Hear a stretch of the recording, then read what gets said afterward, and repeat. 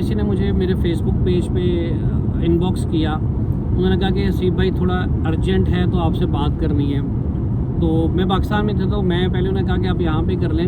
मैं नॉर्मली अपना personal number नहीं किसी को देता, लेकिन उन्होंने कहा कि नहीं थोड़ी इमरजेंसी है, आप समझे मैं मजबूर हूँ। तो मैंने उनसे कांटेक्ट किया, उनसे बात की, तो उन्होंने मुझे बताया कि मैं अब तक कोई 50 लाख रुपया जो है पाकिस्तानी खर्च कर चुका हूँ सिर्फ किसी भी कंट्री का वीज़ा लेने के लिए।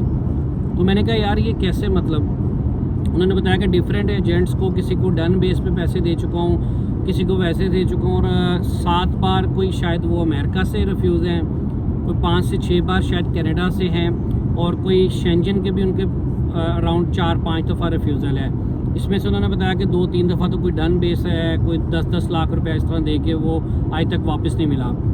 तो मुझे उन्होंने कहा कि यार हसीब भाई आपसे कांटेक्ट करना था, आपकी वीडियोस देखी कि मुझे कोई गाइड करे मैं कैसे कहाँ का वीज़ा अप्लाई करूँ। तो मैंने उनसे पूछा कि यार आपकी प्रोफाइल क्या, तो उन्होंने बताया कि मेरी एज जो है अराउंड वो कोई 25 या 26 थी, 25 इतनी थी, कोई 26 होगी, और मैं सिंगल हूँ, मेरे पास कोई डिग्री नहीं है किसी किस्म की, मैंने मैट्रिक किया हुआ है, और उसके बाद से मेरे वालिद साहब ने मेरी ज़मीन जो थी वो बेची, हमारी कुछ ज़मीन थी, और उन्होंने कहा कि मैं बाहर जाने का मुझे शौक़ था, मुझे बाहर जाने के लिए पैसे चाहिए थे। वालिद साहब ने ज़मीन बेच के वो पैसे मुझे दिए कि आप चले जाओ। अब वो पैसे भी तकरीबन मैं खर्च कर चुका हूँ डिफरेंट एजेंट्स के पास जाके। काफ़ी लोगों ने मुझसे लीगली एग्रीमेंट्स भी किए, वो भी पेपर उन्होंने मुझे भेजे। तो मैंने उनको कहा कि यार सबसे पहली बात है कि जो एजेंट्स हैं वो किसी का भी कोई लीगल डॉक्यूमेंट्स एक्सेप्टेड ही नहीं होता।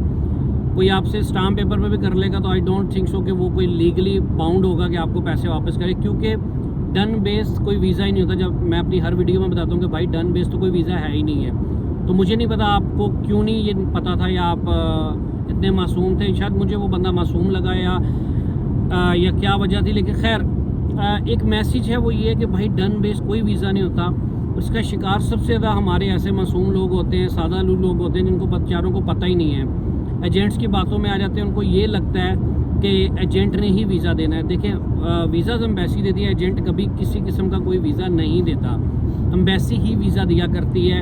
एजेंट आपको जितना मर्जी कह दे, कोई अगर आपको बंदा कह रहा है ना कि 100% वीज़ा मिलेगा, तो डेट्स टोटली लाए, वो झूठ बोल रहा है आपके साथ।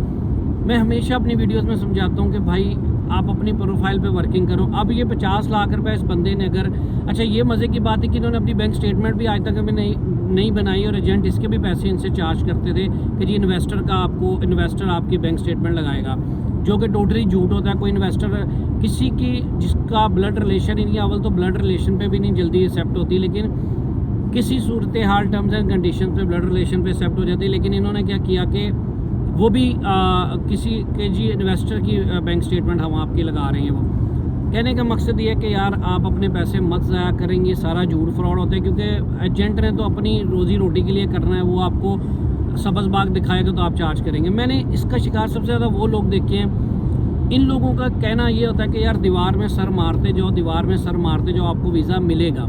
यानी कि जी एक दफ़ा रिफ्यूज़ हो गया, कोई नहीं, फिर अप्लाई करो, क्योंकि उनको लगता है कि भाई आप बार बार अप्लाई करोगे, कोई ऐसा सिस्टम है एम्बेसीज का कि वो वीज़ा लगा देते हैं। ठीक है, ऐसा कोई सिस्टम नहीं है। आपकी प्रोफाइल असेस होती है, हर चीज़ चेक करने के बाद आपको जो है वीज़ा दिया जाता है। ये एक छोटा सा मैसेज था उन लोगों के साथ शेयर करते हैं कि जो बेचारे एजेंटों को डन बेस पे या ओवरऑल पैसे ज़ाया करते हैं। इसी 50 लाख से अगर आप अपनी प्रोफाइल बना लेते हो तो ये आपके पैसे बच जाते हैं। बहुत से मैसेजेस आते हैं, आप मेरे कमेंट्स में भी यूट्यूब पे पढ़ते हो कि वो लोग बताते हैं कि जनाब हमने तो 70 लाख की डील कर ली है, किसी ने 50 लाख की पाकिस्तान में डील कर ली है। जब वो मुझसे कांटेक्ट करते हैं कि आपके पास कोई डन बेस वीज़ा, मैं समझाता भी डन बेस वीज़ा नहीं, लेकिन वो दीवार में सर मारने वाले उनके काम होते हैं कि भाईजान आप करें डन बेस मुझसे, आप 1 लाख रुपये एडवांस ले लें। मैं समझाता हूँ 1 लाख ले भी लूँ, 50,000 एम्बेसी की 60,000 फीस है, बाकी फिर भी 40,000 मुझे बचा है।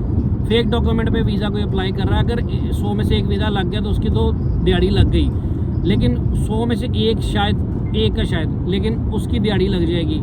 फेक डॉक्यूमेंट्स पे इतना बैन आ रहा है। मैंने डिटेल वीडियो भी अपने चैनल पे यूट्यूब पे शेयर किया कि कितना IRCC कनाडा ने खुद एक्सेप्ट किया इस चीज़ को कि भाई लोग फेक पेपर्स के ऊपर अप्लाई कर रहे हैं पाकिस्तान से। ये मैसेज था कि भाई कोई डन बेस नहीं है, कुछ नहीं है। अगर ये वीडियो आप उन दोस्तों के साथ शेयर कर दो जो बेचारे यूट्यूब और फेसबुक पे, टिकटॉक पे स्पेशली वीडियोस देख के लुट रहे हैं, उन तक पहुंच जाए। ये एक छोटा सा मैसेज कि कोई डन बेस कुछ वीज़ा नहीं होता, ठीक है।